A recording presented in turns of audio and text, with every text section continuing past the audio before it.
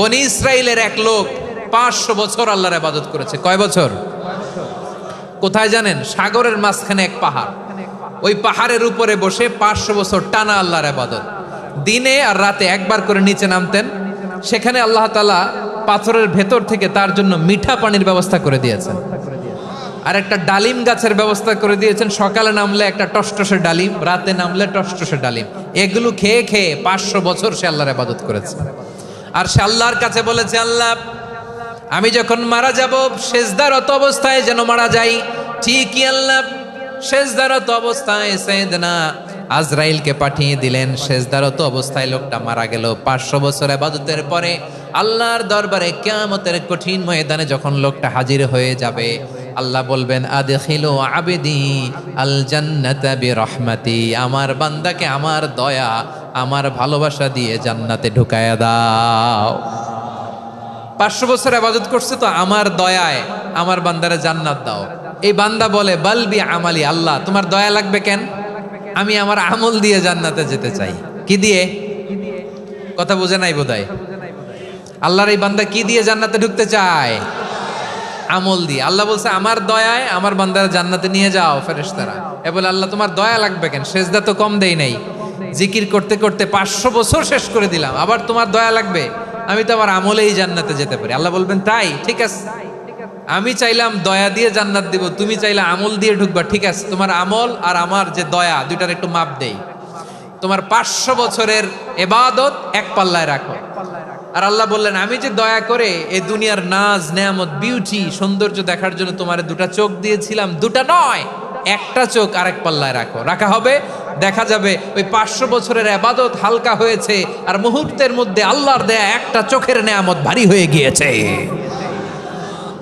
আল্লাহ বলবেন, তোমার কথা মতো মাপ দেয়া হলো, এবার ফলাফল দেখো, হিসাব বলে তুমি এখন জাহান্নামে যাবা। Go to the hell fire, যাও এবার জাহান্নামে যাও। মাপ জোখে যখন আসছো আমার সাথে হিসাব ক্যালকুলেশন, যাও তুমি এবার জাহান্নামে যাবা। এবার লোকটা কাচুমাচু করে বলে, আল্লাহ আমি বুঝি নাই, আল্লাহ আমি বুঝতে পারি নাই, খেয়াল করি নাই, তুমি আমারে ক্ষমা করো, তুমি আমারে মাফ করো। ও আল্লাহ, এবার আমি টের পেয়েছি, এবার আমি বুঝতে পেরেছি, তোমার দয়া ছাড়া দুনিয়ায় কেউ জান্নাতে যেতে পারবে না, কেউ পারবে না। আল্লাহ বললেন, ওরে গোলাম, তুই তো কিছুই ছিলি না, অস্তিত্বহীনতা থেকে তোরে অস্তিত্বে আনলো কে? ওই ছোট্ট শুক্রাণু থেকে মায়ের পেটে 9 মাস ধরে খাবার দিয়েছে কে? আবার সুস্থতার সাথে দুনিয়ার বুকে তোরে ডেলিভারির ব্যবস্থা করে দিল কে? আবার তোর মায়ের বুকের ভেতরে 2টা খাবারের লাইনের ব্যবস্থা করে দিল কে? আবার তোকে শৈশব পেরিয়ে কৈশোর পেরিয়ে তারুণ্য, তারপরে যৌবন, এগুলো দান করলো কে? তার চেয়ে বড় কথা, পাহাড়ের মাঝখানে সাগরের মাঝখানে 500 বছর ইবাদত করার শক্তি তোর গায়ে দিয়েছে কে?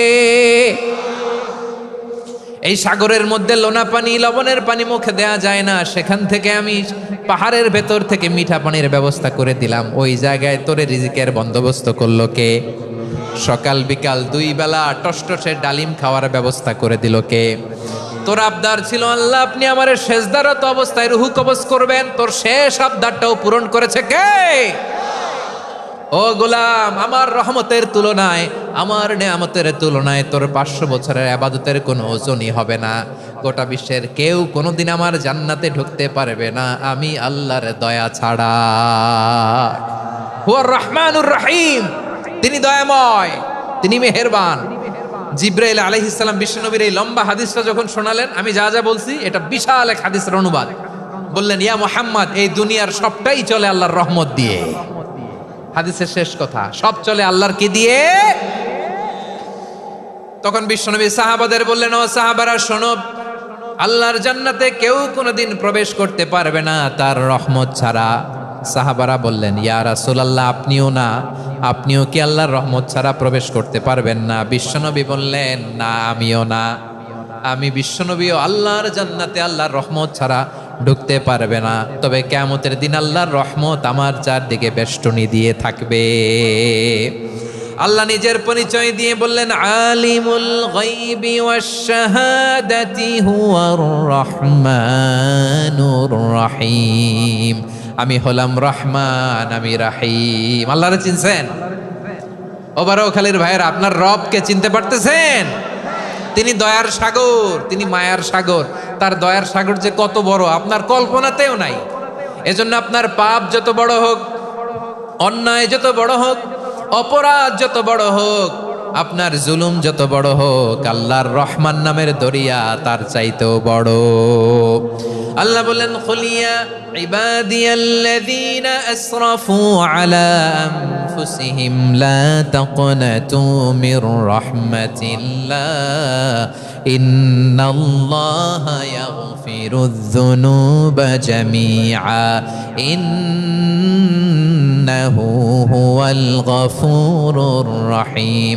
ও আমার গুনাহগার বান্দারা শোনো, জুলুম করেছো, ভুল করেছো, অন্যায় করেছো, আল্লাহর রহমত থেকে নিরাশ হয়ো না।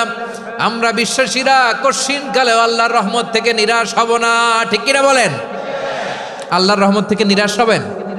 ভুল করে ফেলছেন, আরে ভুল তো সবাই করে। পাপ হয়েছে, আরে পাপ তো সবার আছে, আপনারা সবাই পাপী, সবাই পাপী। যত পাপ হোক, ভুল হোক, অন্যায় হোক, অনুতপ্ত হয়ে তওবা করে, ওযু করে, জায়নামাজটা বিছিয়ে সেজদা দিয়ে চোখের পানি ছাড়েন। চোখের বেয়ে পড়া পানি আল্লাহর কাছে যে কত প্রিয়। অনুতপ্ত বান্দার চোখের পানির ফোঁটা তার চোখ বেয়ে, নাকের ডগা বেয়ে জমিনে ড্রপ করার আগেই আল্লাহর ওই বান্দার সব গুনাহ মাফ করে দেয়। আল্লাহ বললেন, আমি রহমানুর রহিম, আমি দয়াময়, আমি মেহেরবান। এরপর আল্লাহ বললেন, হুয়াল্লাহুল্লাযী লা ইলাহা ইল্লা হুয়াল মালিকুল কুদ্দুসুস সালামুল মুমিন। ওয়াল্লাহুল্লাযী, তিনি এমন আল্লাহ, লা ইলাহা ইল্লাহু, তিনি ছাড়া কোনো ইলাহ নাই। আল মালিক, তিনি হলেন আল মালিক। দুইটা শেষ, আর রহমান আর রাহিম শেষ। এবার আল্লাহ 3 নাম্বার গুণবাচক নামের পরিচয় দিচ্ছেন। আল্লাহ বলছেন, আমি হচ্ছি আল মালিক। আমি কি? মানে সম্রাট। আল মালিক মানে হচ্ছে the king, the king of kings, সব রাজার বড় রাজা, মহারাজা। তার চেয়ে বড় রাজা আর কেউ নাই, তার চেয়ে বড় সম্রাট আর কেউ নাই, তার চেয়ে বড় ক্ষমতাধর সত্তা মহাবিশ্বে দ্বিতীয় কেউ নাই। চিৎকার করে বলেন ঠিক কি না? তিনি আল মালিক। আল মালিক মানে ক্ষমতাধর, ক্ষমতার মালিক, রাজা ধীরাজ বাদশাহ। তার ক্ষমতা আর আমাদের ক্ষমতা একরকম নাকি? হ্যাঁ, আমাদের দুনিয়াতে ক্ষমতা অস্থায়ী ক্ষমতা, ঠিক কিনা বলেন? আইজ আছে কাল নাই, এরকম না ক্ষমতা?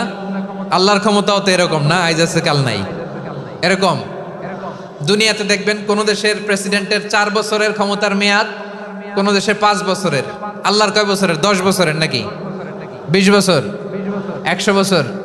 আল্লাহর ক্ষমতার মেয়াদ কতদিন বলেন? বুঝে থাকলে বলেন তো। চিরকাল তার ক্ষমতার মেয়াদ। চিল্লায় বলেন ঠিক কিনা? নিরঙ্কুশ ক্ষমতা, একচ্ছত্র ক্ষমতা বলতে যা বুঝায়, এই ক্ষমতা একমাত্র আল্লাহরই আছে। আমাদের ক্ষমতার জন্য আমরা ডিপেন্ড করতে হয়, ওর ডিপেন্ড লাগে, ওই জনমত নেওয়া লাগে, ওই জনগণের কাছে যাওয়া লাগে, ভোট চাওয়া লাগে। এরা ভোট দিলে এরপরে আমরা আসবো, ঠিক কিনা? আবার জনগণ না চাইলে আমরা নাই। আল্লাহর ক্ষমতা কি এরকম? হ্যাঁ, আবার দেখবেন দুনিয়াতে ক্ষমতায় যাওয়ার জন্য জোট করা লাগে। জোট, জোটের রাজনীতি আছে না নাই? জোট হয়, শরিক হয়, এই হয়, সেই হয়, নানাভাবে দুনিয়াতে ক্ষমতায় আসতে হয়। আল্লাহ বলে, আমার ক্ষমতার জন্য কারো উপর বিন্দু পরিমাণ আমার ডিপেন্ড করা লাগে না।